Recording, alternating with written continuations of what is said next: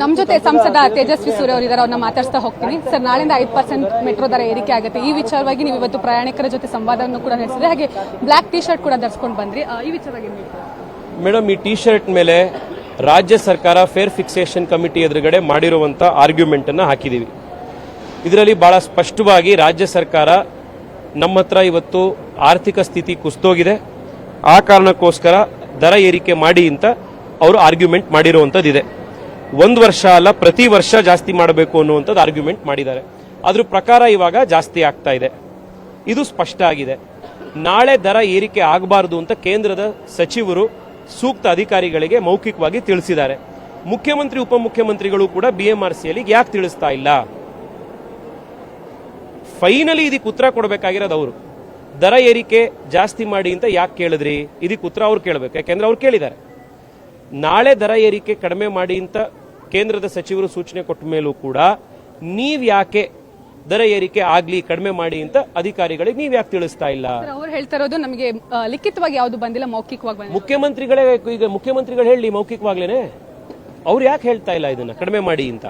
ಈ ಹಿಂದೆ fair fixation ಜಾಸ್ತಿ ಆಯ್ತಲ್ಲ, ಅವಾಗ 105% ಇದನ್ನ 71%ಗೆ ಮುಖ್ಯಮಂತ್ರಿಗಳ ಸೂಚನೆ ಮೇರೆಗೆ ಇಳಿಸಿದ್ವಿ ಅಂತ ಮುಖ್ಯಮಂತ್ರಿಗಳು ಹೇಳಿದ್ರಲ್ಲ, ಜನಕ್ಕೆ ನಾವು ಸಹಾಯ ಮಾಡಿದ್ವಿ ಅಂತ.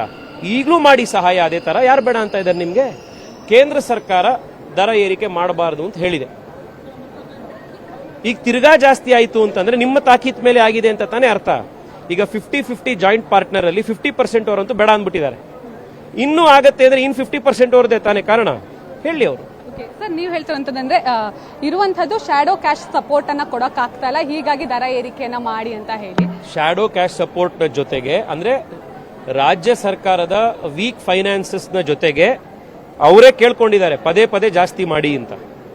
ಈ ಕಾರಣಕ್ಕೋಸ್ಕರ ರಾಜ್ಯ ಸರ್ಕಾರಕ್ಕೆ ಹಿಂದೆ ಹೆಂಗೆ ಮೆಟ್ರೋಗೆ ಇವ್ರು ಸಪೋರ್ಟ್ ಕೊಡ್ತಾ ಇದ್ರು, ಆ ಸಪೋರ್ಟ್ ಅನ್ನ ಈಗ ಕೊಡ್ಲಿಕ್ಕೆ ಆಗ್ದಲೇ ಇರೋದ್ರಿಂದ, ಯಾಕೆ ಅಂತಂದ್ರೆ ಸರ್ಕಾರ ಖಾಲಿ ಟ್ರಂಕ್ ಆಗಿರೋದ್ರಿಂದ ಜನರಿಂದ ಜಾಸ್ತಿ ದುಡ್ಡನ್ನ ಕಲೆಕ್ಟ್ ಮಾಡಿ ಅಂತ ಕೇಳ್ತಾ ಇದ್ದಾರೆ. ಜನರ ಜೊತೆಗೆ ಸಂವಾದವೂ ಕೂಡ ನೀವು ನಡೆಸಿದ್ರಿ ಸರ್, ಜನರು ಏನೆಲ್ಲ ಹೇಳಿದ್ರು ನೀವೇ ಕೇಳಿಸ್ಕೊಂಡ್ರಲ್ಲ ಮೇಡಮ್, ಯಾವ ತರ ಜನ ಅವರ ನೋವನ್ನ ವ್ಯಕ್ತಪಡಿಸ್ತಾ ಇದ್ರು ಅಂತ.